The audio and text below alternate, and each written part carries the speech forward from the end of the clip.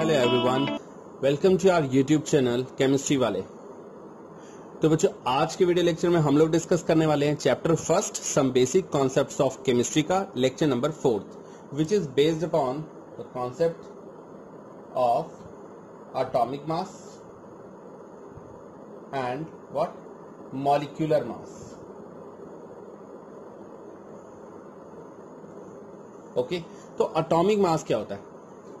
As this name suggests, the mass of an atom is known as atomic mass, right? हम बात करते हैं जैसे कार्बन की, तो कार्बन एक ऐसा एलिमेंट है जिसके तो आइसोटॉप्स भी एग्जिस्ट करते हैं। आइसोटॉप्स क्या होते हैं? Elements having same atomic number but different mass numbers also. So carbon के केस में ही बात करें तो एटॉमिक नंबर इसका कितना है 6, लेकिन मास नंबर कितना है 12 एज वेल एज 14। तो यहाँ पर मोस्ट अबंडेंट एलिमेंट की फॉर्म में अगर बात करें तो ये आइसोटॉप इसका ज्यादा फॉर्म में मिलता है, तो कार्बन का आइसोटॉप फर्स्ट को यूज करते हुए इसका एटॉमिक मास हो गया 12। तो हम कह सकते हैं mass of an atom that is known as atomic मास।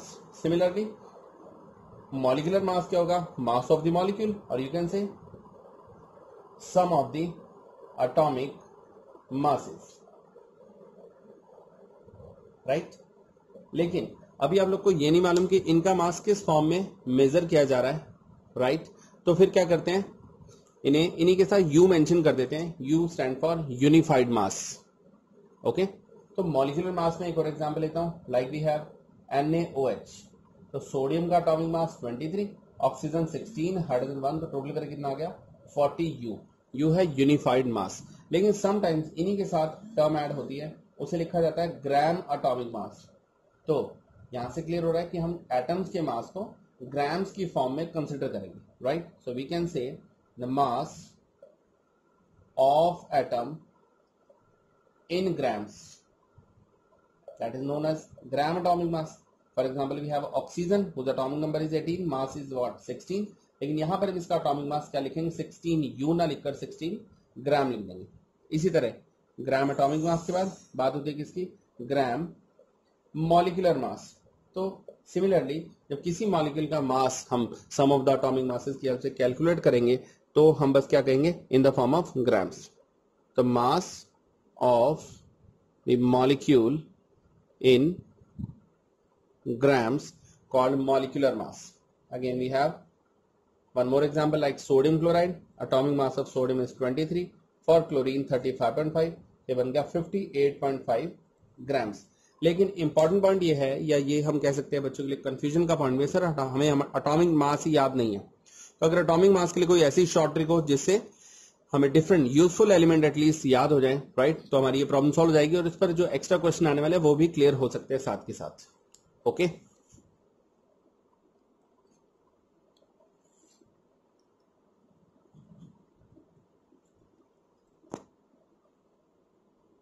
तो अभी एटॉमिक मासेस की शॉर्ट ट्रिक्स को डिस्कस करने से पहले हम लोग डिस्कस करते हैं most important definition, that is AMU। उस full form is atomic mass unit. क्या होता है? It is defined as the mass of 1/12 of the mass of carbon 12 isotope. यानी कार्बन 12 जो आइसोटॉप है उसके मास का 1/12 part, right, that is known as 1 AMU। Clear है जी, राइट। तो AMU जो टर्म है ये न्यूमेरिकल्स में तुम्हें अटैच होकर दिखेगी। जैसे हमने पीछे एटॉमिक मास की बात की तो वहां क्या लिखा था U यूनिफाइड मास, तो उसकी जगह U की जगह AMU भी लिखा हो सकता है अगर specifically gram atomic mass word ना हो तो डेफिनेशन क्लियर होगी AMU की। It is defined as the mass of 1/12 of the mass of carbon 12 isotope. Carbon 12 isotope के एटॉमिक मास का 1/12 that is AMU। So let's start with our short trick to remember the atomic masses. So we have elements like H, hydrogen, then boron, carbon, nitrogen, oxygen, fluorine, neon. कुछ और specific elements की हम बात करेंगे, लेकिन ये वो सब एलिमेंट्स हैं इनका यूज करके हर तरह के मॉलिक्यूल्स का मास इजीली आप जज कर सकते हैं, राइट। यहाँ शॉर्ट ट्रिक हम यूज करने वाले हैं दैट इज है BCNO which is known as बकनो। सिंबल्स के थ्रू हमने याद किया BCNO बकनो। फनी F और NE है बकनो फनी, राइट। पहले इतने को याद कर लेते हैं। एटॉमिक नंबर 1, देन 5, 6, 7, 8, 9 एंड 10 सबके लिए। हाइड्रोजन के लिए यहाँ 1, राइट, देन 5 का डबल 10, 6 का डबल 12, देन 14, 16, 18 एंड 20। इस तरीके से एटॉमिक मासेस हो गए। ये थी ट्रिक नंबर 1। अब हम यूज करेंगे trick number 2, that is NaCl।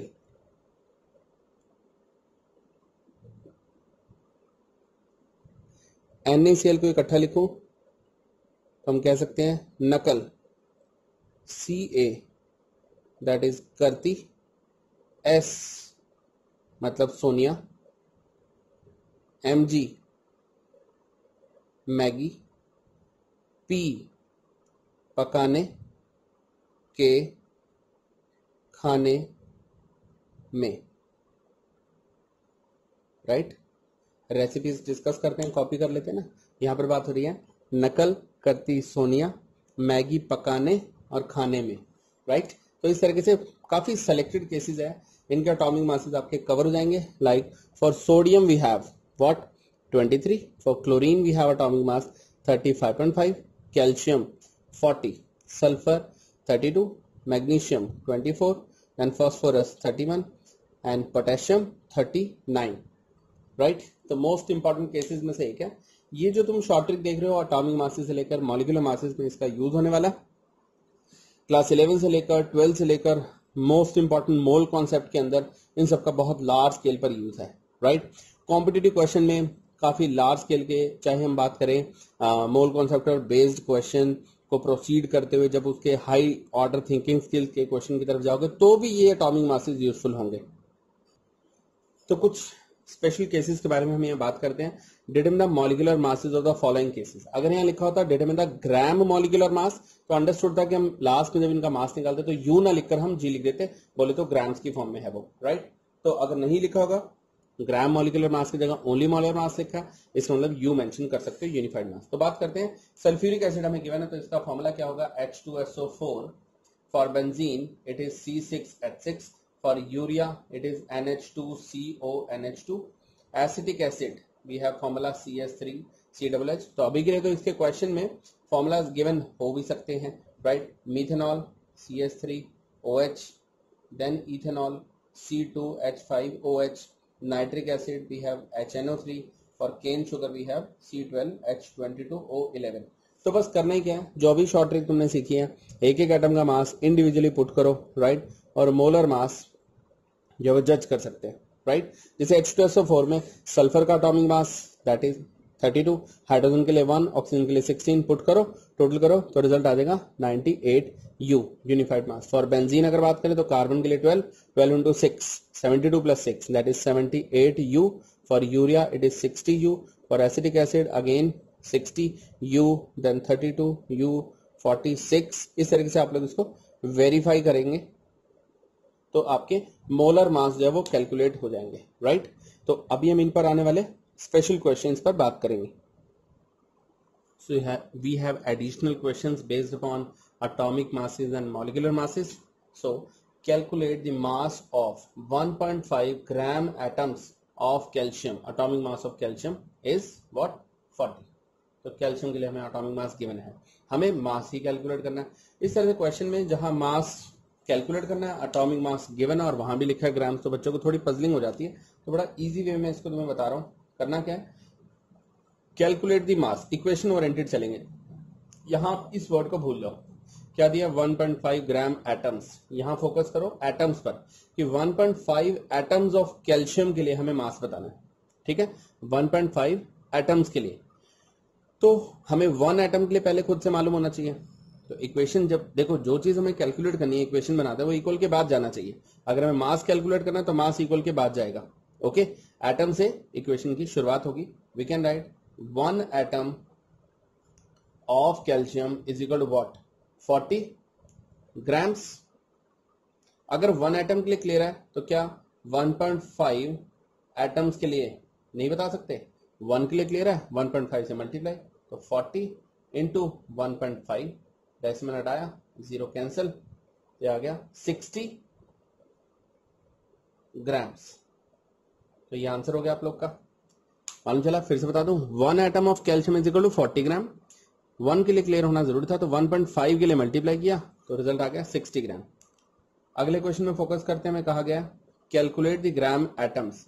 तो फिर बोला था जब भी एटम्स लिखा है कैलकुलेट ग्राम एटम्स, अदरवाइज मास लिखा होता है, जैसे ऊपर मास लिखा था, यहां बोल रहा है कैलकुलेट एटम्स। अब एटम हमें कैलकुलेट करना है for 12.8 grams of oxygen. Oxygen के लिए हमें एटॉमिक मास गिवन है कितना, 16।